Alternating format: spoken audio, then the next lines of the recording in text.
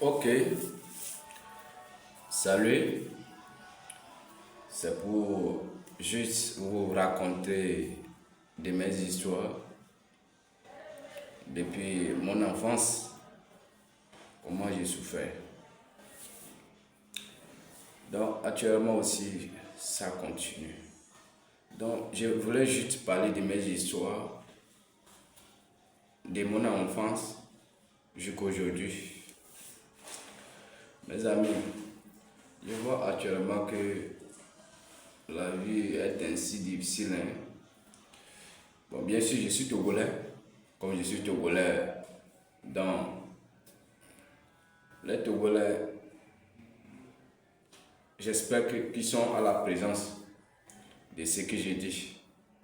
Ok, premier abord, quand mon papa m'a mis au monde, de ma maman pareil. Donc quand ils m'ont mis au monde, de mon enfance, donc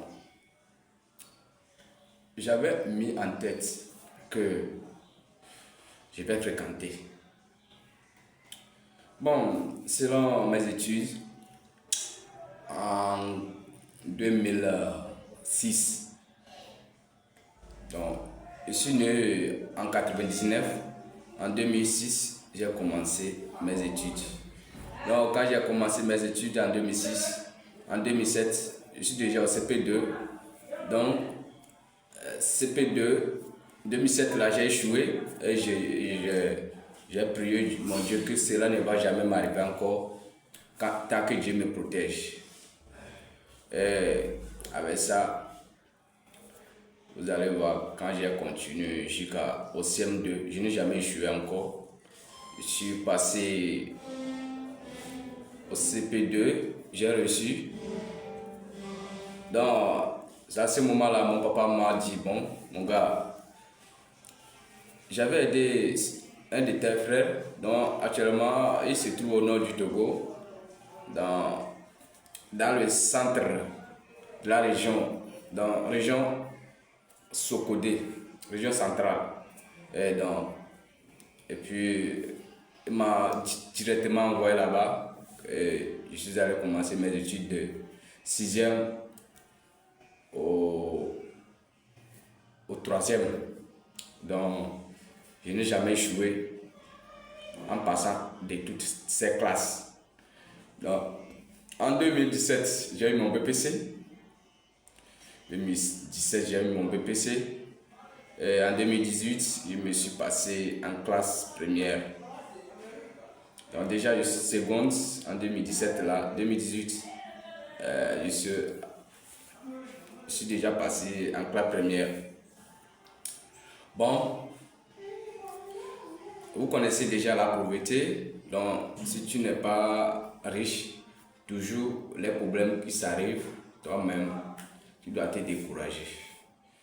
Donc directement, vous allez voir les problèmes des femmes aussi, ce qu'elles font comme jalousie. Donc si tu avais ton frère, elle doit juste créer un problème. Donc pour que tu ailles quitter ton frère. Directement cela m'est arrivé. Mon frère m'a dit bon, j'ai quitté mon village, ça a duré, donc ça fait 6 ans, je n'ai plus allé voir mon village. Donc mon frère dit bon, je dois rejoindre mon village.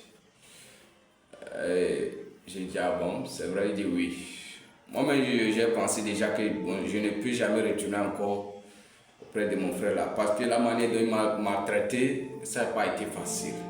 C'est pour cela que je vois bon, pour prendre un enfant déposé avec une de la famille, c'est pas normal.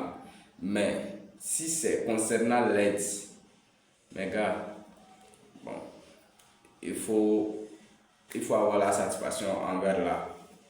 Donc, avec tout ça là, quand je suis retourné au village, l'école est démissionnée déjà. Donc, j'ai démissionné l'école.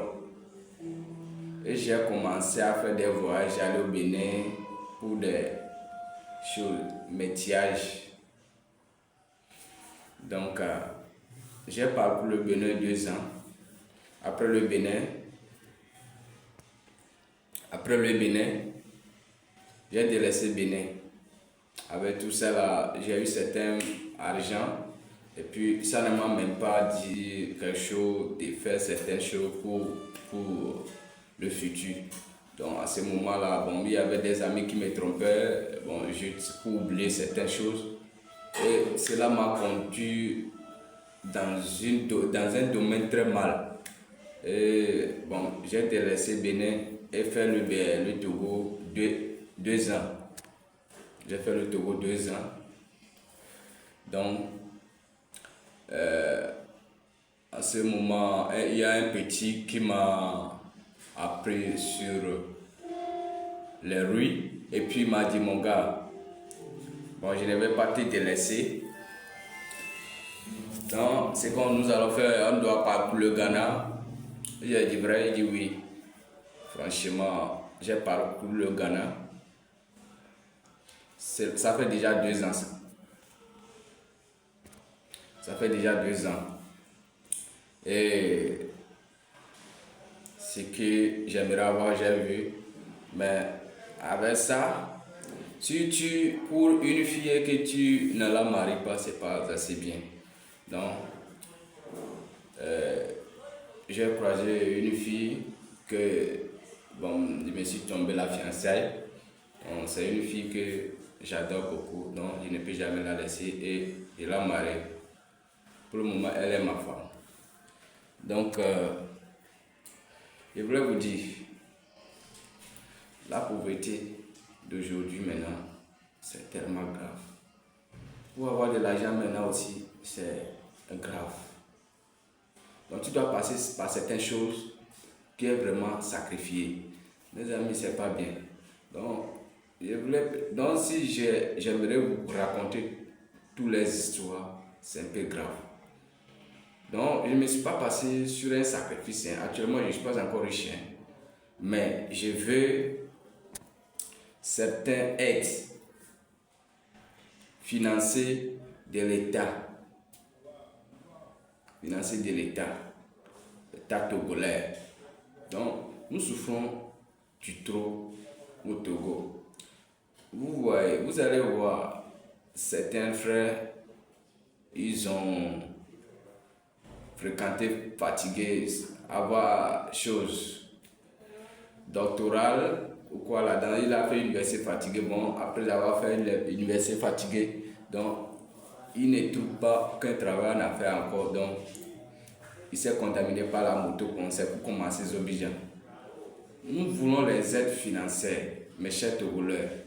On ne peut pas être dans ce domaine-là jusqu'à mourir. Et puis, je vous demande un grand pardon. On vous supplie beaucoup de ne pas être toujours sous la France à tout le moment. Donc, on veut notre argent, notre propre argent. Comme comment le Ghana est, comme comment le Nigeria est, comme on vient de recevoir, comment on appelle, le Burkina, l'AS, comment ils sont bien avec leur propre argent maintenant, et les usines. On veut tout ça là, nous demandons toutes ces choses-là. On n'a qu'à se réveiller, nous les Togolais. Réveillons-nous pour pouvoir convaincre ce qu'il faudrait dans la vie et le Togo soit en paix. Le petit pays doit être en paix chaque jour. Pour le moment, même si vous allez dans la prophétie Mono, ils n'ont pas encore goudronné la voie. Mais je ne suis pas avec les politiciens, mais je pense ce ce qui ça demande dans la vie. Pour le moment, nous voulons les aides. Nous voulons les aides. Donc, vous voyez mes histoires. Ce sont les histoires que je voulais vous raconter. Donc, nous voulons les aides. Je veux une aide financière. Aidez-nous pour pouvoir s'en sortir dans la pauvreté. Merci. Ciao.